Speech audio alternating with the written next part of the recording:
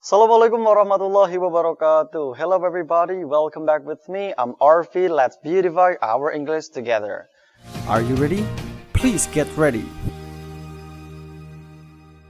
Today we're going to be talking about be going to ketemu dengan verb 1. Lagi-lagi kita pakai verb 1 dan semoga bahasa Inggris kita bisa jadi lebih cepat untuk maju. Nah, di situ ada kata-kata be. Nah, be di situ harus berubah wujud menjadi is, am atau are. Nah, kapan menggunakan is, am, atau are, itu harus sesuai dengan subjeknya. Kalau I berarti am. I am, you are, we are, they are, he is, she is, Upin is, Ipin is, Upin and Ipin are. Oke, dan harapannya teman-teman sudah hafal itu dan dipraktekkan secara terus-menerus supaya kalau teman-teman keceplosan, ceplosannya itu langsung benar gitu. Jadi otomatis. And why do we have to learn this? And why do we have to know this? Kenapa sih kita harus tahu ini? Kenapa kita harus mempelajari ini? Karena ini sangat-sangat sering digunakan dalam komunikasi. Mengingat ada beberapa fungsi yang sangat-sangat penting. Nah, sebenarnya ada berapa sih fungsinya? Kalau berdasarkan buku yang saya baca dari Michael Swan, Practical English Usage, ada 4 sebenarnya. Cuman menurut saya yang perlu saya sampaikan 2 saja terkait dengan fungsinya yang sangat-sangat sering kita butuhkan.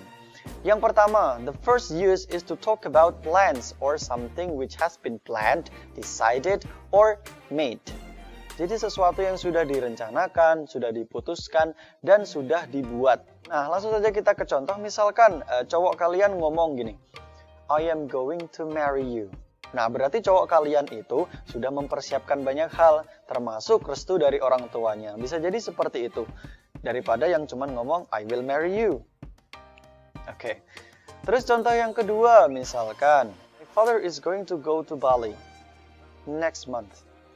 Nah, berarti ayah saya sudah mempersiapkan beberapa hal, udah beli tiket lah, udah booking tiket lah, udah persiapan fisiknya lah. Yang terpenting, ayah saya sudah mempersiapkannya. Terus, fungsi yang kedua, yang gak kalah pentingnya, is to predict something based on present evidence. Jadi untuk memprediksi sesuatu berdasarkan fakta-fakta yang ada di masa sekarang.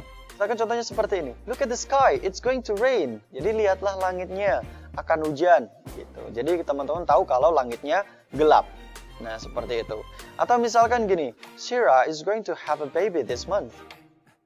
Berarti faktanya kalian melihat si Sarah ini perutnya buncit besar. Kalau teman-teman prediksi itu kira-kira 8 atau 9 bulan. Nah, itu berarti seperti itu. Atau contoh yang lain. Lately, my ex has sent me some messages. I guess she's going to invite me to start over with her. Atau contoh yang lain seperti ini. Lately, my ex has sent me some messages. And it's almost every day. I guess she's going to invite me to start over with her. Tolong cuman kebutuhan konten. Oke, kita lanjut lagi. Oke, jadi itu teman-teman 2 fungsi yang sangat-sangat sering kita pakai. Yang pertama adalah to talk about plans atau suatu perencanaan atau sesuatu yang sudah dipersiapkan. Terus sesuatu yang sudah dipersiapkan, dibuat atau diputuskan. Yang kedua digunakan untuk menyatakan suatu prediksi berdasarkan fakta yang ada. Ya. And then for your additional information, sebagai informasi tambahan, be going to ini seringkali disingkat menjadi gonna dalam informal speech. Jadi seringkali disingkat dengan gonna. And I'm gonna tell you about present continuous. Nah, saya ngomong seperti itu berarti saya sudah mempersiapkannya. Kemudian untuk pengembangannya teman-teman bisa mengubahnya ke dalam beberapa bentuk kalimat. I am going to talk about this. Dirubah ke kalimat negatif. I am not going to talk about this. Misalkan kita rubah ke dalam kalimat yes atau no question, maka SMR-nya taruh paling depan. Are you going to talk about this? Nah, misalkan seperti itu. Atau lebih dikembangkan lagi ditambah dengan kata tanya di paling depan. Why are you going to talk about this? How are you going to talk about this? Where are you going to talk about this? Selebihnya saya serahkan kepada teman-teman. Ingat, speaking itu bukan seberapa hebat siapa yang mengajari Anda, tapi bagaimana Anda menjaga komitmen Anda untuk mau mempraktekannya. Ingat praktek bahasa Inggris dari yang simple-simple saja. Misalkan praktek bahasa Inggris setiap hari meskipun cuma dalam hati. Jadi nggak ada alasan saya nggak punya partner untuk speaking.